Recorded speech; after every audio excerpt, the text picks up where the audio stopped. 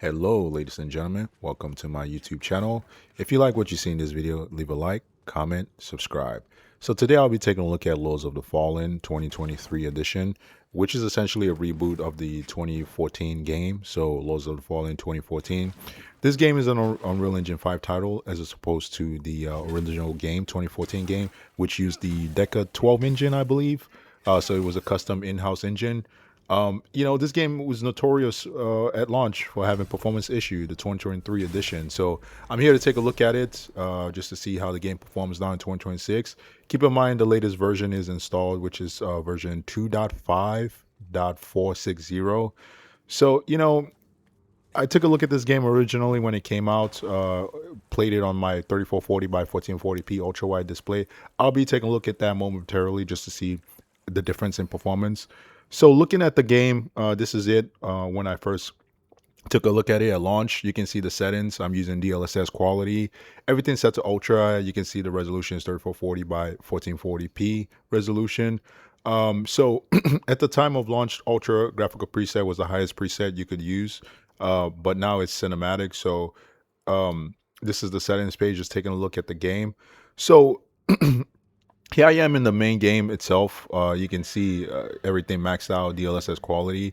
The FPS was doing fairly okay, not too bad. GPU usage, GPU wattage, everything seems to be doing okay. But the major issue this game had at launch was micro stutter. I mean, it's an Unreal Engine 5 title. If you've seen my previous videos, you know what I think about this engine. I think Unreal Engine 5 is a disgrace and the worst gaming engine in history. Most games that I've tested running on this engine tend to stutter and absolutely just run like shit. I have this blurry effect. They all tend to look the same. It's a complete joke what this engine has done to the gaming industry. But my 2080 Ti was holding up quite good at my 9900K. But the performance wasn't good whatsoever. It wasn't good, playing it on a mouse and keyboard. The game just had some input delay. It could be because I had Nvidia Reflex Boost on. I tend to turn that off, but I don't know why I had it on at the time.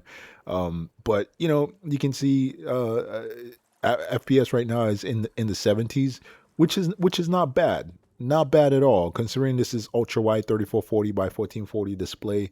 CPU wattage, CPU usage, CPU temps are fairly decent.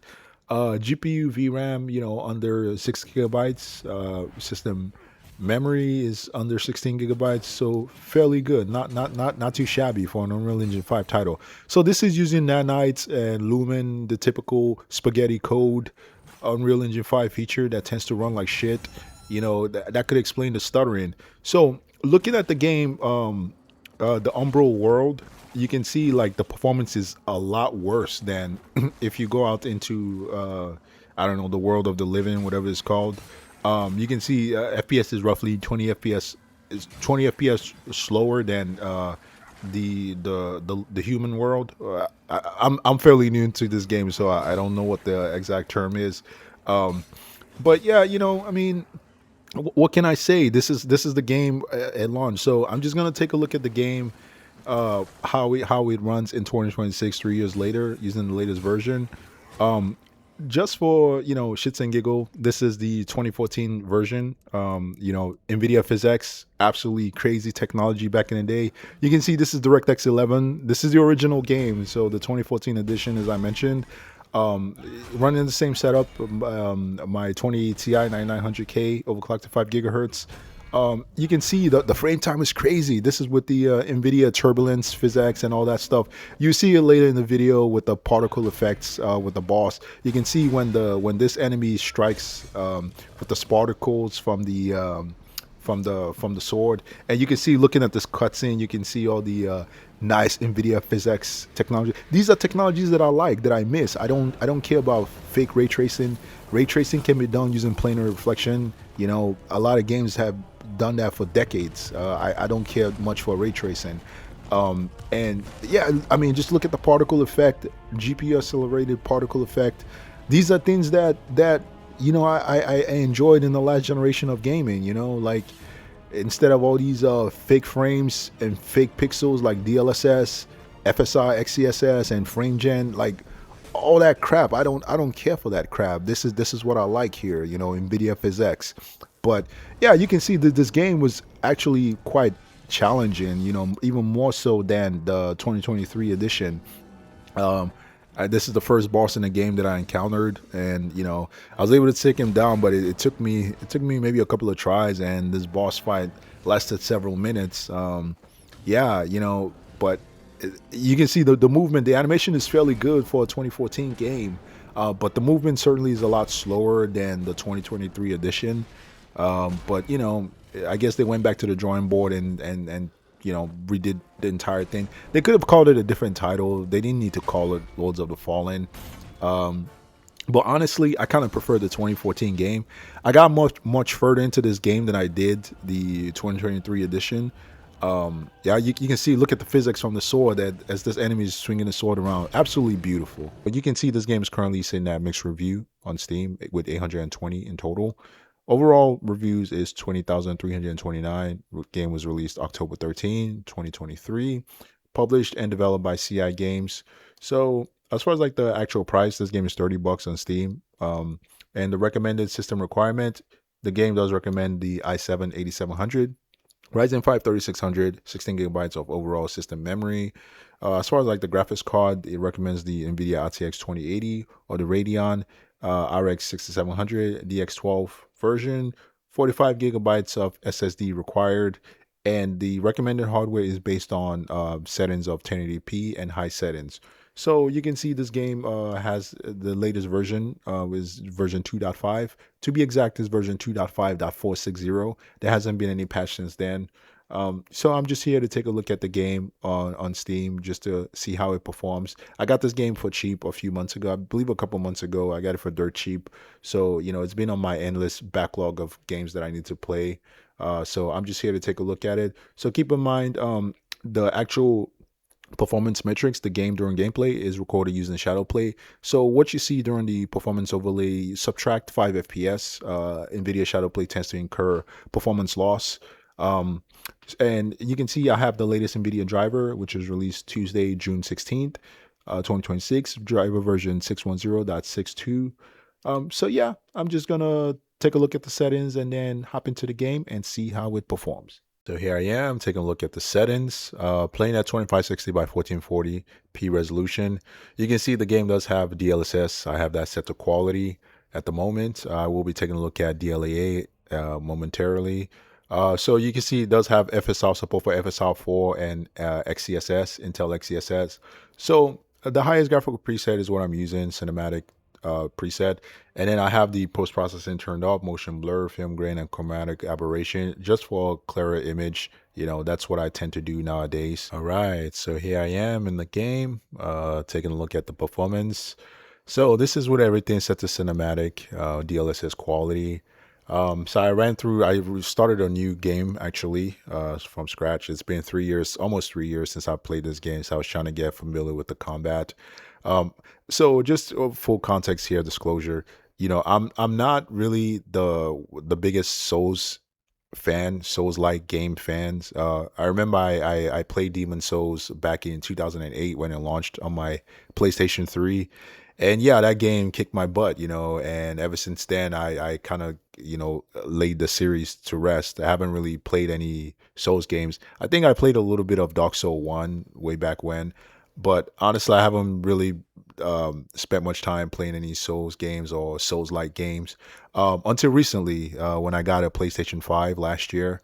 I actually got it for just a handful of games, to play my PlayStation 4 games. Really thoroughly enjoyed the PlayStation 4 exclusives, like Infamous, Second Son, The Order 1886, Killzone Shadowfall, Gran Turismo, you name it. Sony's exclusives are superb, at least PS4 and previous generations of PlayStation. So the reason I got the PlayStation 3 was mainly for Demon Souls remake, and Astro Bot, right? And Gran Turismo and maybe one or two other exclusives. So I actually completed Demon Souls remake recently, and gosh, I sunk in like nearly 60 hours into that game, and I absolutely fell in love with that game. Playing it with the Pulse 3D headset, it was absolutely mind-boggling. The graphics was superb. Just absolutely flawless experience, honestly. So that game was the reason I actually got back into Souls game, and I played a few of them. This one being one in particular, Lords of the Fallen. Played Mortal Shell, I believe. But yeah, so I'm taking a look at this game, from that perspective, like trying to give it a shot. I will say the combat in this game is far inferior to the PlayStation 5 Demon Soul remake.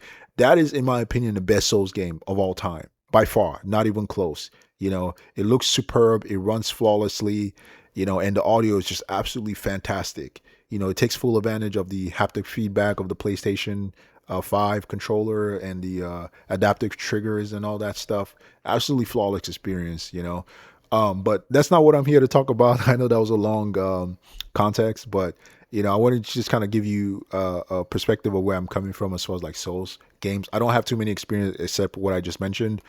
So as far as like this game, the performance metrics, so it is running better than launch. The latest version, it is running better than launch, but there's still a frame time issue. You can tell just looking at the frame time, like this frame time graph. There's a lot of stutter and erratic frame time, frame pacing issues, and the mouse and keyboard input does not feel smooth whatsoever. There seems to be like this input delay. Like it just doesn't feel right. I guess this game was really designed for controller in mind. I wouldn't feel much of what I'm feeling if I had played a controller, but maybe I'll give that a shot. I tend to default to gravitate more towards mouse and keyboard than controller for pretty much most titles I play on the PC. But maybe I'll give that a shot later. So looking at the first line GPU information, GPU wattage is under 300 watts, roughly 30 watts lower than where it should be, which is not bad. Not bad at all, considering that I'm using fake pixel DLSS. Which the actual resolution is 1712 by 960. So it's a far cry from the native resolution of 2560 by 1440. Obviously, it quote unquote upscales it to that resolution. So the GPU usage 98%, which is good. VRAM usage under 6 GB, so which is not bad whatsoever. If you have an 8 GB GPU, like the game recommends, RTX 2080, you should do just fine. CPU usage 34%, CPU wattage, CPU temps, it's okay, not too bad. CPU wattage is in the low 60s, 61, 62. Wattage is 76 watts. So system RAM under 16 GB overall usage. So if you have a 16 GB system memory, you should do just fine. FPS average shows 109 FPS. 0.1% low is 22 FPS. So there is some stutters going on. 1% low is 66 FPS. So it's not so severe. It does get a little dicey in certain areas, especially when you get into the Umbral world. The world of the dead, as this game likes to call it. The performance does tank a little. There's a lot more frame pacing issue, but yeah, overall the game itself, I will say, it feels a little sluggish. Like it really does. I think they have their work cut out. Lords of the Fallen 2 has its work cut out compared to games like Mortal. Look at my FPS. Look at that. It just dropped down to 8 FPS. Yeah, massive stutter, just random out of nowhere. And you can see in the Umbra world, I'm running about what? Okay, so it's improved. So FPS is roughly the same as the Outer World. But yeah, it's still frame pacing issues here and there. But as I was saying, Lords of the Fallen 2, the sequel to this game, it was announced shortly after the latest patch of this game, which is version 2.5. So they certainly have that work cut out. They're using Unreal Engine 5, and I played the recent Mortal Shell 2, the beta. I believe it's still out now on Steam. And I think that game, the combat is actually better than this. So they certainly have their work cut out.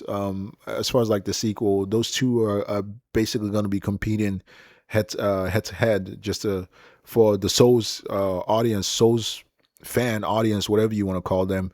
But if they can make major improvements compared to this one, the first game, yeah, I'll be more than willing to give it a shot.